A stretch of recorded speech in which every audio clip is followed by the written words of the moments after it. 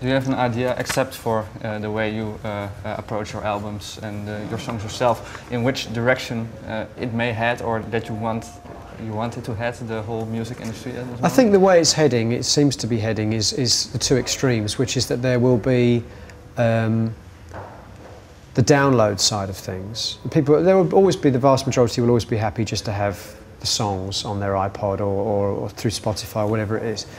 And the other extreme is that the people who want the physical product are now being offered more and more elaborate forms of packaging.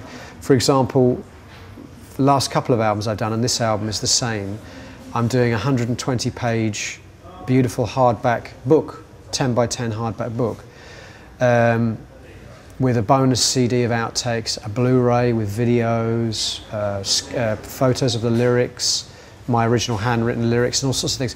So it becomes a real kind of immersive experience, you know. You don't just buy the music, you buy the background as well. You buy the demos, you buy the films, you buy the lyrics, the notes, and all comes in a kind of package that you can explore over a period of weeks, you know. So I think those will be the two extremes. The kind of middle part, just the generic CD, I can't see there's any point in that anymore, really. In fact, if you go into record stores now, you see less and less space is given over to just regular CDs. You get vinyl, you get special packaging, special editions.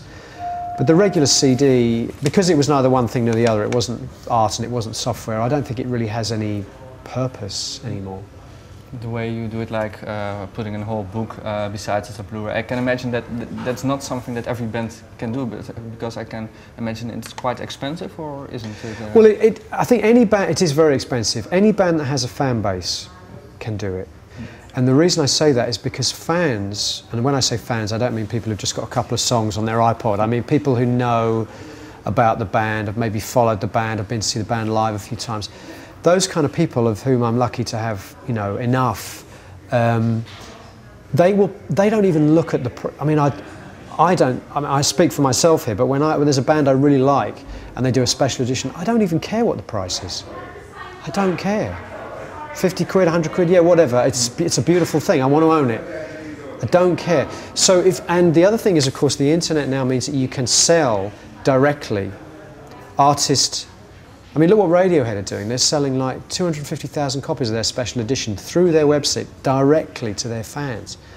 They're making more money than they ever made from those albums that sold millions of copies when they were on EMI, because EMI were paying them like a 75p royalty per copy. That's the difference. So now you can make, say, if as an artist you can sell 2,000 or 3,000 copies of a very expensive special edition to your fan base directly through the internet, then you don't need to worry about selling any other CDs. That will pay for the whole project. And I think more and more artists are now realising that that's kind of the way to go now. Do you discuss such things a lot with other artists you meet? I do, yeah. I mean, unfortunately, there's not many artists that are so committed to the idea of presentation that I am, and I don't know why that is. I think it's partly just a cultural thing, because I grew up at a time, the very tail end of the great era for vinyl. So I still remember how special it was to buy vinyl records. A lot of the other bands I deal with are a bit younger than me, and they kind of grown up through CD. So for them, they never had that same kind of,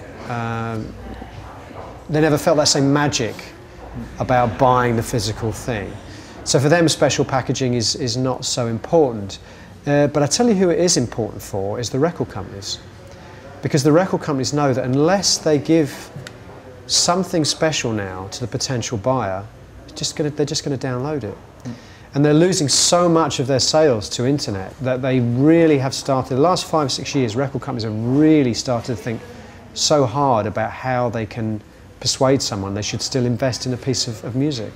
So they're the ones, in a way, which is ironic in a way. You'd think it would be the artist driving it, but in a way it's the record companies now driving that interest in special packaging. Is there a future for record companies? Because you told the story about more and more artists selling directly. There will always be a place for record companies, because there's always going to be new artists, and when there are new artists that don't have an established fan base, There's no fan base to sell to directly through the internet. You can try to build up a fan base through Facebook or whatever, but I think right now, at this time in history, that's almost impossible because there are 50 million bands on the internet. A few years ago, when the Arctic Monkeys came out, their big story was that this is a band that broke through MySpace. The problem was as soon as Arctic Monkeys came along and said that this is how they did it, everyone else overnight set up a MySpace page.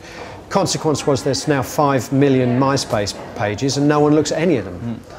So I think now the internet is so flooded with music that it's not possible to break through the internet. So we still need record companies who will market and promote music and use the kind of conventional means of publicity and distribution. But I think once you're an established band, like Radiohead or like myself, it's much easier to step back and start to think about how to market directly to your fans. But I'm still working with record companies because I still think there's a lot of people out there that have never heard of me. I know there's a lot of people out there that have never heard of me, and I still want to share my music with as many people as possible. And I still need record companies to do that because I don't have the means to reach new people as easily as they do.